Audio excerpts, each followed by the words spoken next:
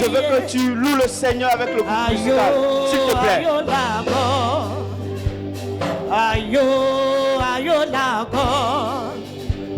L'échec était mon nom de famille. Ah.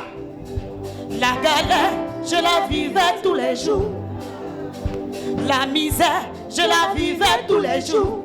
Si la liste des célibataires, mon nom était inscrit. J'ai voulu me marier, mariage est gâté. J'ai voulu travailler, travail est gâté. J'ai voulu enfanter, grossesse est gâtée. J'ai voulu voyager, voyage est gâté. Alors j'ai crié au secours,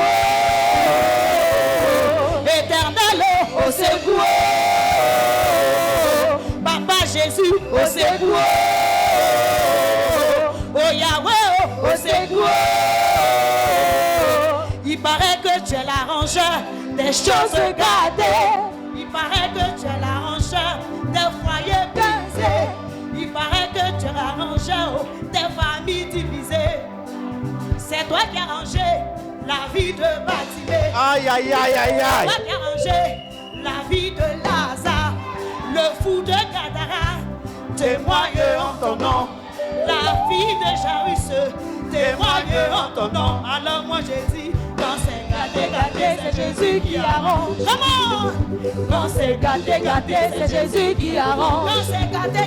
Quand c'est gâté, c'est Jésus qui arrange. Si ta vie est gâtée, quand c'est gâté, c'est Jésus qui arrange. Ton travail est gâté, quand c'est gâté, c'est Jésus qui arrange. Si ta vie est gâtée, quand c'est gâté, c'est Jésus qui arrange. Écoute ça.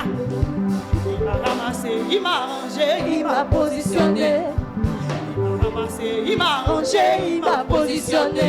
J'étais dans les potes, il m'a lavé. J'étais prostituée, Jésus m'a lavé. J'étais dans la boue, Jésus m'a lavé. Alors moi j'ai dit, quand c'est gâté, c'est Jésus qui arrange. Quand c'est gâté, c'est Jésus qui arrange. Quand c'est gâté, c'est Jésus qui arrange. Si ta vie est gâtée, quand c'est gâté, c'est Jésus qui arrange. Quand c'est gâté, c'est Jésus qui arrange. Quand c'est gâté, c'est Jésus qui arrange. Quand c'est gâté, c'est Jésus qui arrange. Quand c'est gâté, c'est Jésus qui arrange. C'est pas fini, écoute ça. Zouzou au Clio,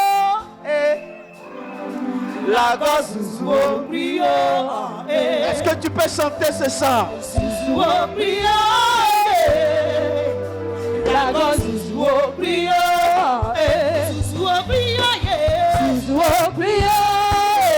Appelle le Saint-Esprit sur la terre. Zouzou au Clio, Zouzou au Clio, Zouzou au Clio. La gosse Zouzou au Clio. Quand rien ne va chez toi, qui appelait? Quand tout est compliqué, maman, qui appelait? Quand tout est difficile, dis-moi, qui appelait? Si ton mari t'a mis dehors, qui appelait? Ton travail est gâté, qui appelait? Tu n'arrives plus à manger chez toi, qui appelait? Comment?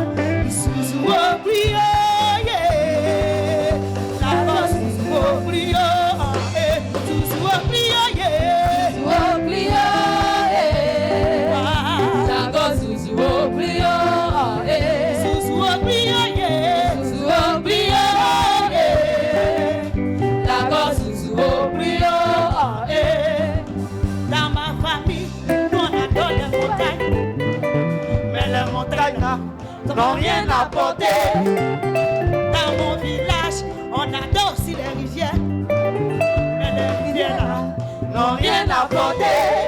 C'est l'Esprit de Dieu qui me fait du bien, oh.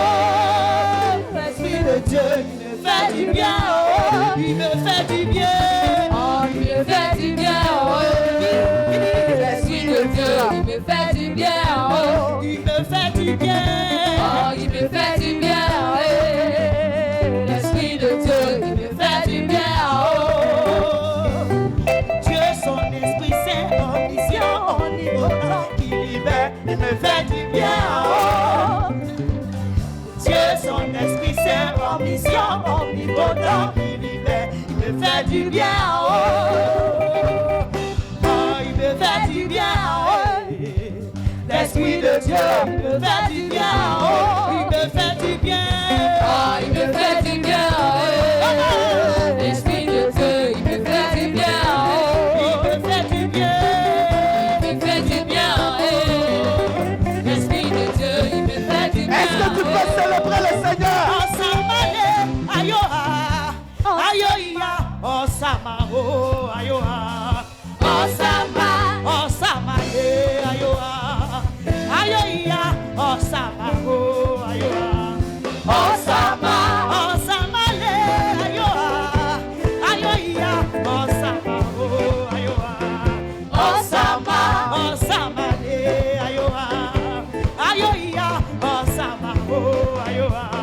Osama, je t'ai rejeté dans ce monde. Sans soutien, sans appui de personne. Tout le monde m'avait tourné le dos. Quand j'ai connu Jésus, il a changé mon histoire. Oh, ça m'a dit, ayoa. Ayoia, oh, ça m'a, oh, ayoa.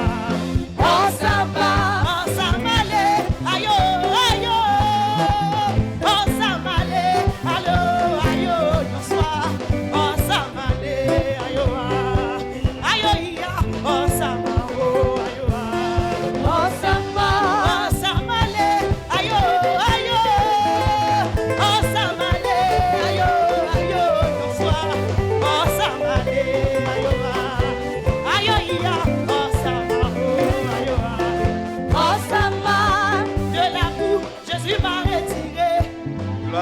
Il m'a lavé, placé à la table des rois. Il a fait de moi une personne de valeur. Alléluia. C'est pourquoi je chante son nom, maman. If I have 10,000 tongues, it still won't be enough. Na regele.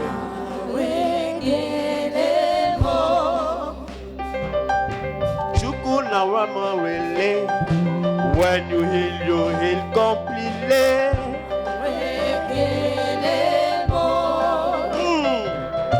Chuku marobi mo. Easy can do lyricism. What shall I render to Jehovah?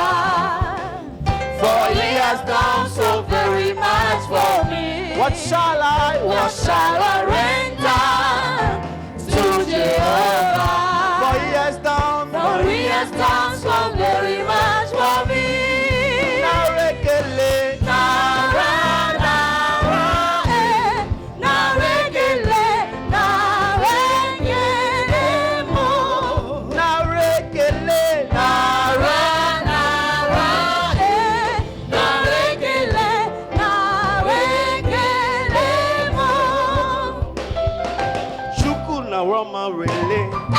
When you heal completely.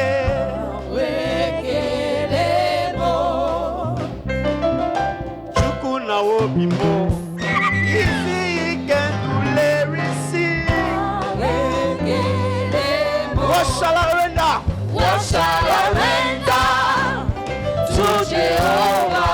For he has done so very much for me. What shall I render to Jehovah? For he has done so very much for me.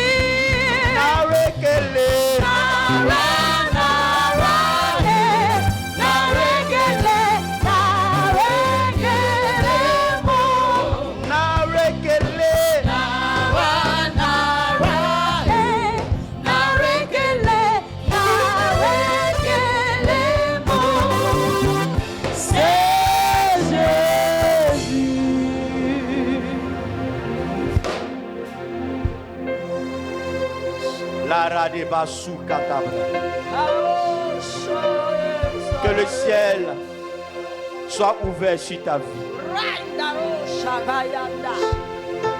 Que le ciel reste ouvert sur ta vie. Et que la bénédiction de l'Éternel te localise ce matin. Ta présence n'est pas vaine aujourd'hui. Et le ciel en tiendra compte.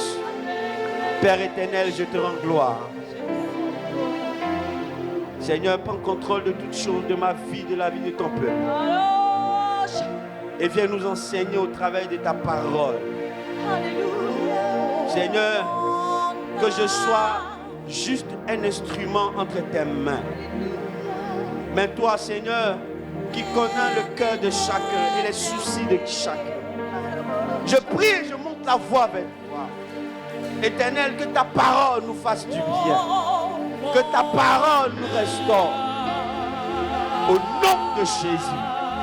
Et quand tu auras fait toutes ces choses, quand tu auras fini de nous bénir, quand tu auras fini de nous restaurer,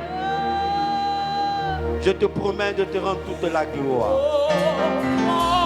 Au nom puissant de Jésus-Christ.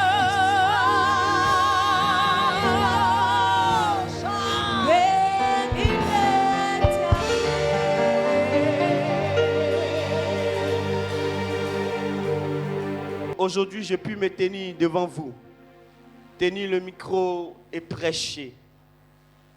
C'est grâce à la participation d'un homme dans ma vie. Vous savez, il y a des hommes, quand vous rencontrez, votre destinée est obligée de changer. C'est comme des anges que Dieu met au devant de vous. Et votre histoire est obligée de connaître une autre tournure. Et quand je l'ai rencontré, mon histoire a changé. Le Seigneur l'a choisi dans ma vie. Aujourd'hui, je puis témoigner de la vie de cet homme au grand cœur. Cet homme sans complexe et sans façon. Malgré sa grandeur dans cette nation, il reste effacé et humble. Malgré l'autorité qu'il a dans le monde et dans le règne spirituel, il reste effacé et humble. C'est un père pour plusieurs. Et j'aimerais ce matin qu'on acclame notre Père à tous, l'évêque, docteur Jonathan. Bah! Acclame le Seigneur pour la vie de notre Père.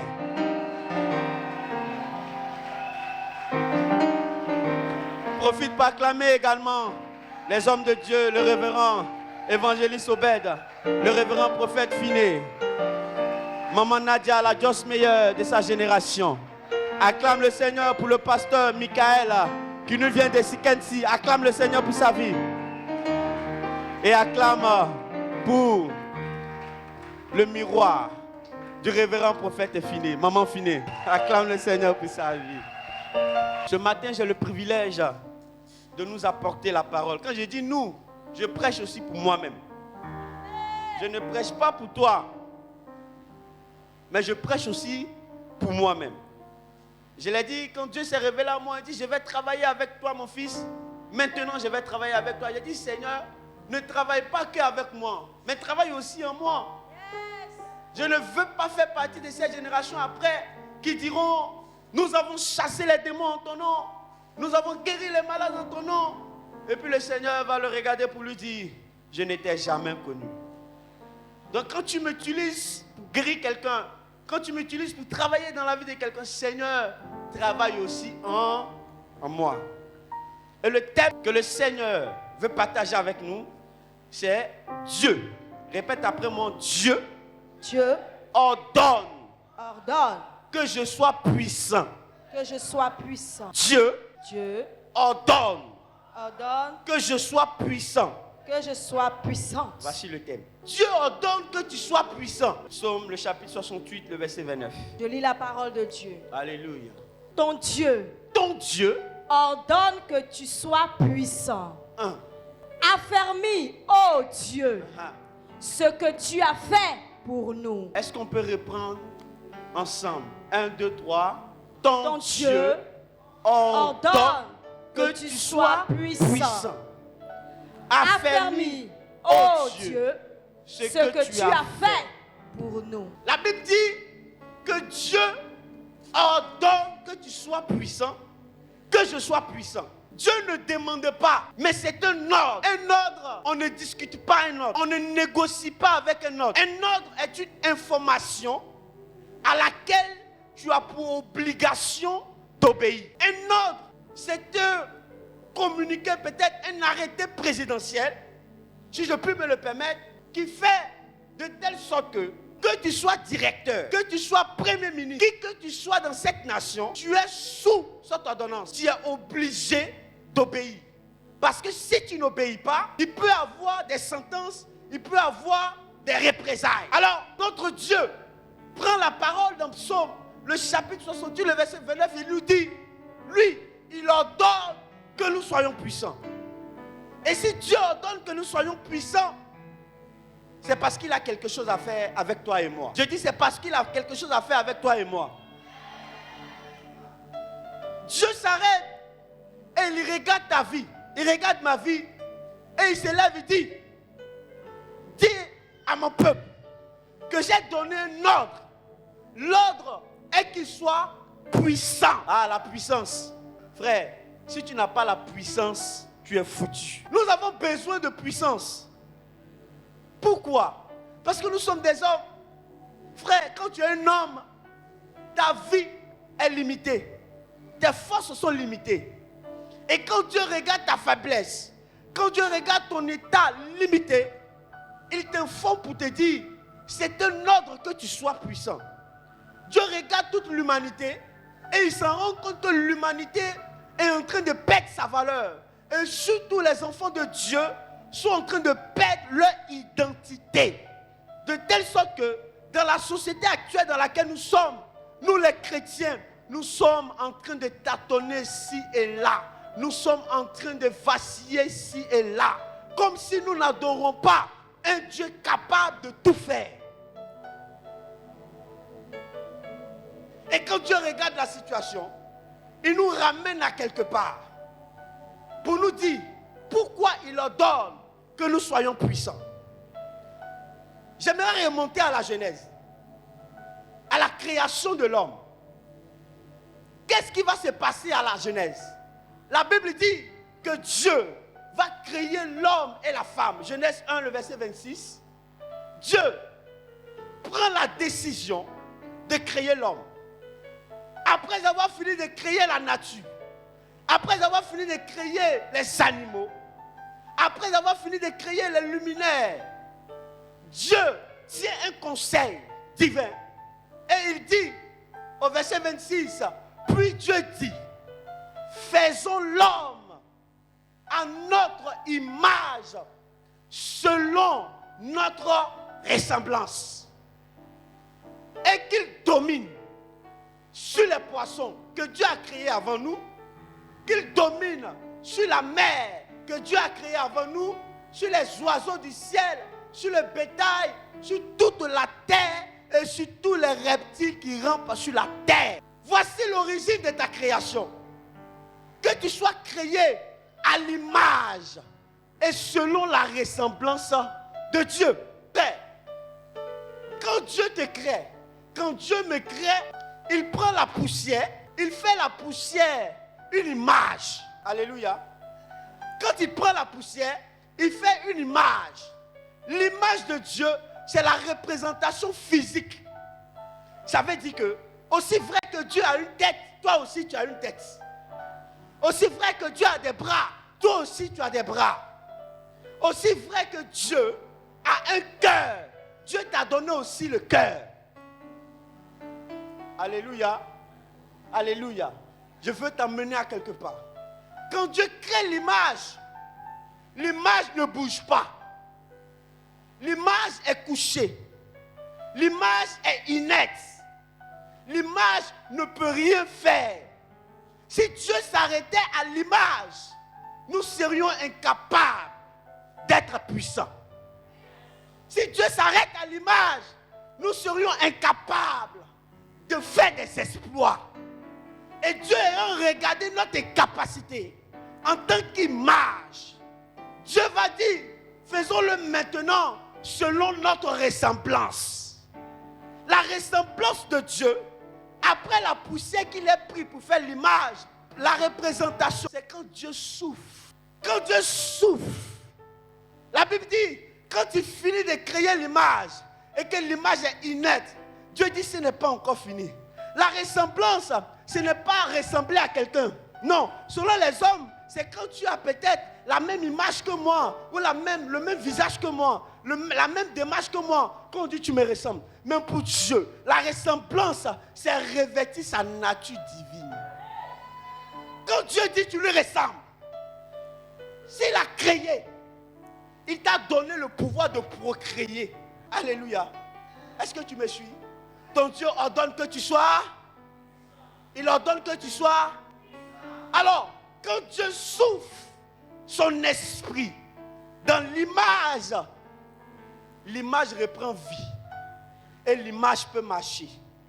L'image peut se mouvoir. L'image peut travailler. L'image peut accomplir des choses. Ça veut dire que si tu restes à l'étape de l'image, tu ne pourras rien faire. Tu vas subir. Mais quand tu atteins l'étape de la ressemblance, tu deviens comme Dieu. Tu ordonnes et les choses arrivent. Tu parles et ça s'exécute. Est-ce que Dieu a une fois dit une chose qu'il ne l'a pas fait? Ça veut dire la ressemblance de Dieu en toi doit t'amener à contrôler les circonstances autour de toi.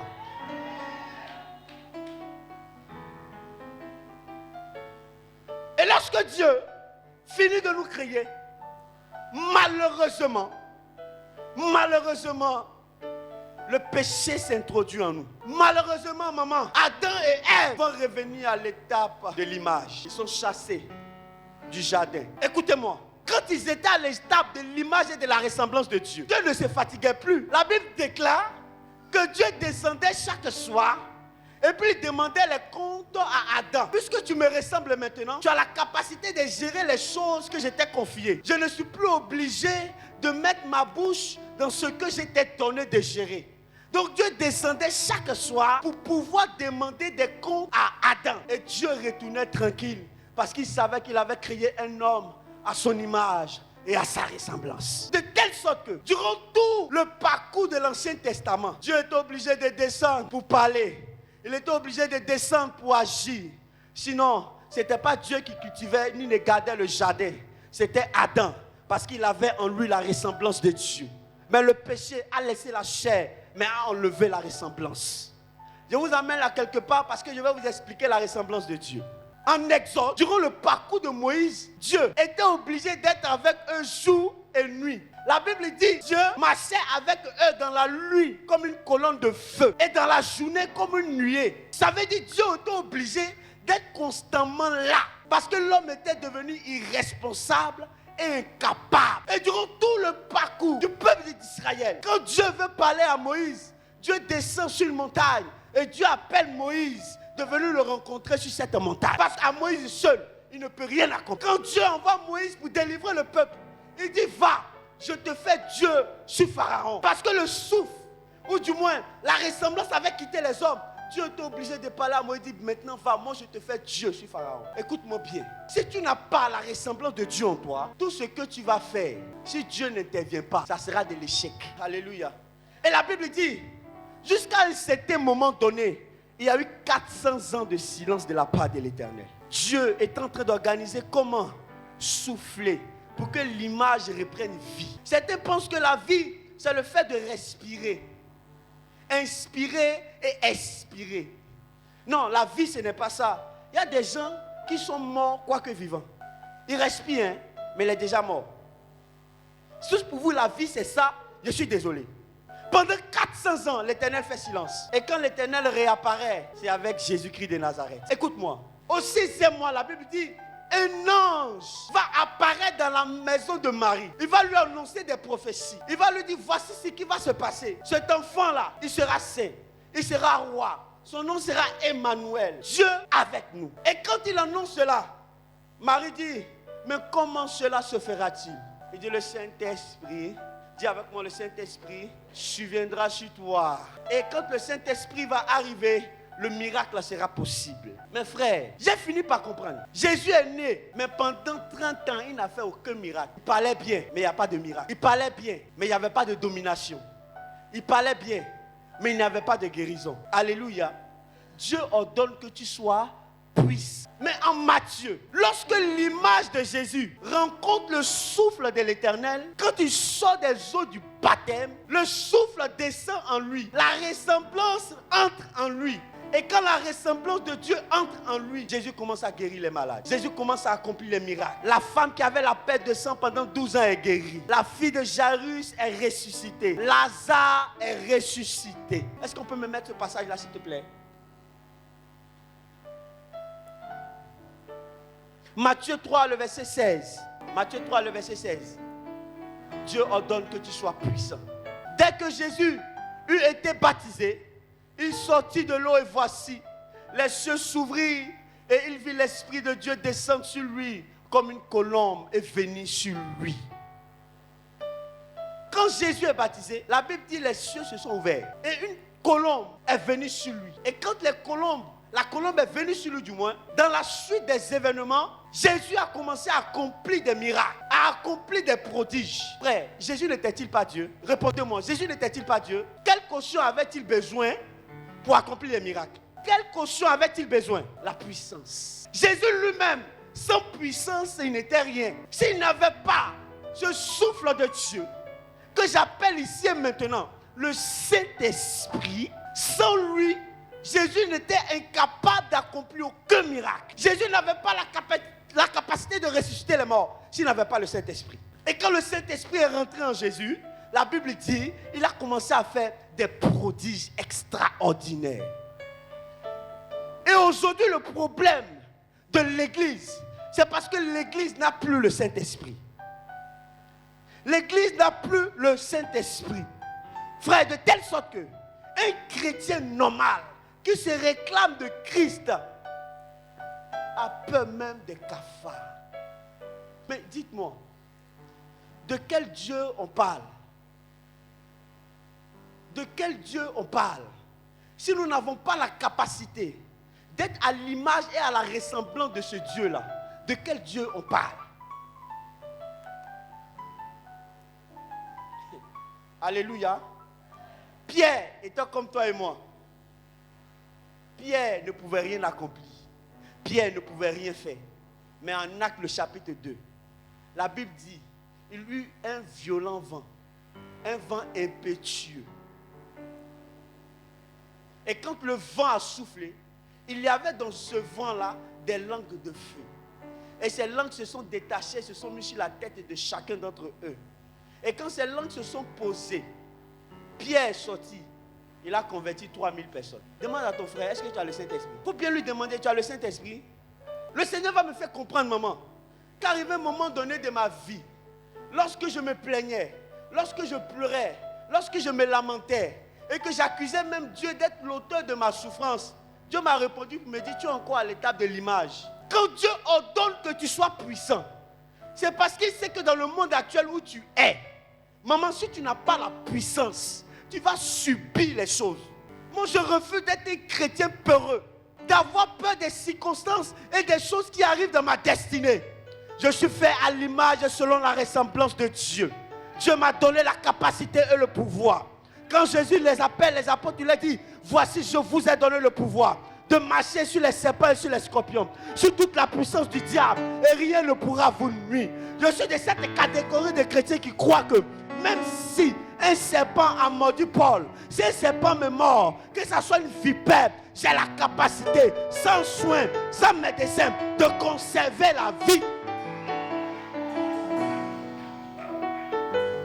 Je fais partie de ces catégories de chrétiens qui croient que même quand on déclare stérile et qu'on a enlevé tes trompes, qu'on a enlevé même tes ovaires, le Dieu que je sers, je transporte sa ressemblance et son image.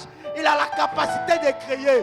Et si je prie pour toi, tes trompes vont pousser, tes ovaires vont pousser. Le monde se moque de nous parce que nous avons perdu la ressemblance de Dieu. Nous marchons avec l'image. Nous nous disons chrétiens, enfants de Dieu. Mais l'essence même qui fonde cela, nous l'avons perdu. Comment des gens comme Paul, leur sueur pouvait guérir des malades? Comment des gens comme Pierre, leur ombre pouvait guérir des malades? Et puis nous, l'église aujourd'hui, ça fait mal de croire que le diable vient dans ta famille. Il sème la zizanie. Et tout ce que tu trouves à faire, c'est de pleurer. J'estime que nous devons donc prendre le pouvoir que Dieu nous a donné et le restituer à Dieu. Alléluia. Quand Jésus leur dit, je vous ai donné, les apôtres pensaient que c'est maintenant que Jésus allait leur donner. Il dit, non, non, non, je vous ai déjà donné le pouvoir. Ce n'est pas maintenant que je vous le donne. Il y a longtemps, je vous l'ai donné. Mais quand tu ne sais pas que tu as un pouvoir en toi, quand tu ne sais pas que tu transportes le Dieu vivant, les circonstances autour de toi vont finir par t'avoir. Quand tout le monde se tourne vers Dieu, au secours Seigneur, alors qu'en nous, il a mis le nécessaire, alors qu'en nous, il a mis sa ressemblance, Dieu a mal. Et il dit, dis-le que j'ordonne qu'il soit puissant. Ce n'est plus à négocier, ce n'est plus à échanger, c'est un ordre. Il faut que tu sois puissant, il faut que tu sois puissante.